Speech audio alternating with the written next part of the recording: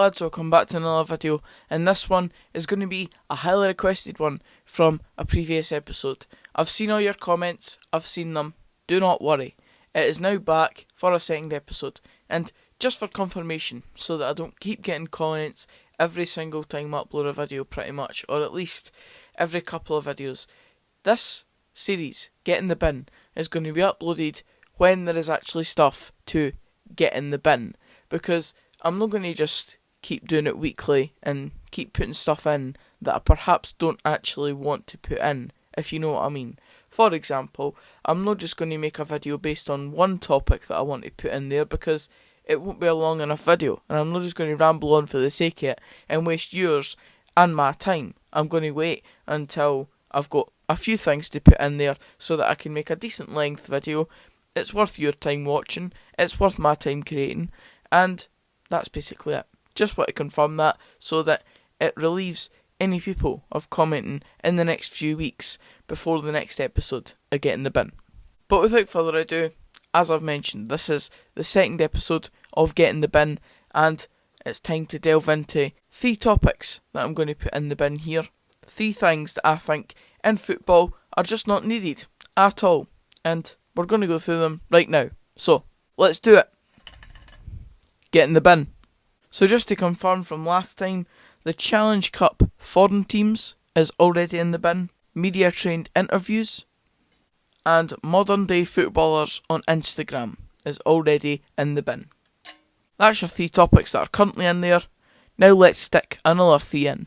And first up, very sensitive topic, but it's one that has to go in the bin because it's just not right. It just isn't right, and you'll all agree with me on it, because I know round here we've got a good bunch of folk that watch these videos, and you'll completely understand why this topic has to simply go in the bin in terms of not just football, but a societal issue as well.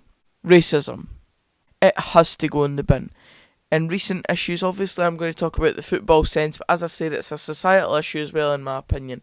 It comes from deep-rooted stuff, even politics, etc. We're not going to delve into that because that is too much to talk about, and I'm certainly no channel for Brexit or anything like that. So we're only going to talk about it in a football sense here, but just to make it known, I think it's a societal issue and not just solely down to football. It's came up in a lot of different situations in the last few years, and mainly in Italy. In the last wee while we saw a news article that came out and used the headline Black Friday and used images of Romelu Lukaku and Chris Smalling. Now, I didn't get a full translation or anything of the newspaper headline, but whether or not they meant it in that exact context, that is a terrible headline to use. The headline just simply wasn't helpful at all.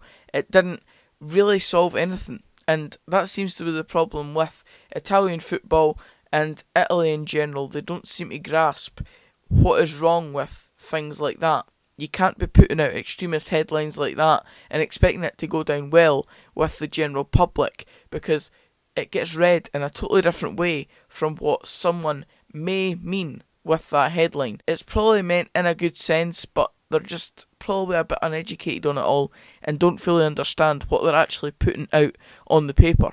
Inter Milan and Roma then played each other, and the former Manchester United pair shook hands at the game, and AS Roma tweeted out respect. Now, this was a good way to go about it. It shows that the players are united and together in the subject, and I've no doubt that when they spoke on the pitch just there, they did probably bring that issue up.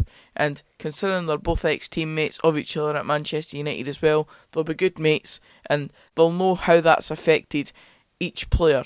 Again, it just goes to show that Italian football is probably slightly out of touch with this sort of thing. And then we have to talk about this one. Recently, Italian football has come out with a against racism campaign, and it was no to racism, with 3 pictures of monkeys with sort of colouring around them, and I think it's something to do with like a shape of a football on their faces.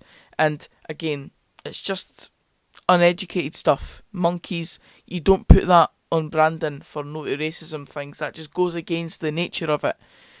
I'm not going to talk about it anymore. You all know, as I said, you're a good bunch of folk, so it's pretty obvious why this one has to go in the bin. We want to see it gone, and for me, it is in the bin. Now, the next 2 are indeed quite linked, but I'm going to talk about them individually. Probably talk about one less than the other. I'll talk about the first one in more depth and detail, and then the second one probably won't get as much chat because the first one links into it quite a lot. It's to do with Scottish football, and it's an issue that we all seem to know of in this modern world of media. Ex-Celtic and ex-Rangers ace. Now, if you're not on social media, you won't exactly know what I'm meaning by this one, but basically, when you go onto Twitter, and I think it's the Scottish Sun. Now, I am sorry, but I had to say the name of the paper. I know a lot of people do not appreciate the paper, but for the sake of this, we have to speak about it. Ex-Rangers and ex-Celtic ace. It's always a term used by this account on Twitter to get clicks in because obviously it involves Celtic and Rangers in the title. It allows them to put Rangers and Celtic in the title, not put the name of the person that is actually quoted in the article, allows people to then go and click onto it, find out who it is, and it's usually a relatively meaningless person that they're talking about within the article, and it's just there to get the clicks. And the thing that bothers me the most about this is the use of the word ace. As I said, most of these players that they use are quite meaningless in the grand scheme of Celtic and Rangers history and the players that have played for them, and it's just used to sensationalise things. It's the way of the world now, it's how things need to be, especially on online media. You need to get the clicks if you're these companies, but I just don't like it. I don't like the fact that we're getting sent onto these websites to look at these articles to get quotes from people that just don't really have that much credibility behind them, and that is why, for me, it has to go in the bin. No ex-Celtic or ex-Rangers aces are going to influence my opinion. And as I said, these two link into each other, and the third one is focus on the big boys. Now, you know what I mean by this. The Celtic and Rangers badge next to the eyes. Focus on the two big boys within Scottish football. It's been a thing that's been rumbling on for years and years. It will continue to happen. It doesn't really matter whether I'm putting this one in the bin or not. This is not going to change anyone's opinion within the world of media on how much impact Celtic and Rangers can have on TV figures, etc, etc. But we all know what this one is about. We all know that Celtic and Rangers get a far bigger share of the pot than a lot of the lower league clubs. And especially when it comes to TV coverage, you see a lot of the games that are picked for TV involving either Celtic or Rangers, and it gives a lot of lower league clubs less chance to get involved. Scottish Championship is finally getting a bit more TV coverage these days, but even when it comes to cup ties, it's a lot of the Rangers and Celtic ties that get picked. Even if there is better ties elsewhere, they usually go for the Rangers and Celtic ones just because of the audience they can bring in. I completely understand it in a way, but it just annoys me. It just annoys me that when I'm running a YouTube channel that covers mainly Scottish lower league football, and I know that the clicks are there for it and people are interested in it, they still choose to focus just on the big boys within Scottish football, that being Rangers and Celtic. So there is another one going straight in the bin. And that is the bin, now updated with another 3. There's now 6 things in there, and I'm happy to announce that this series will keep continuing. In the next few weeks or so, it will continue into 2020, and we'll just keep adding to it as time goes on. But that's it for this video, guys. Cheers for watching. If you did enjoy it, please give it a like. Comment down below your thoughts on any of these things that have now been put in the bin. Subscribe for more of this type of content, and until the next video, I'll see you then. Cheers, guys.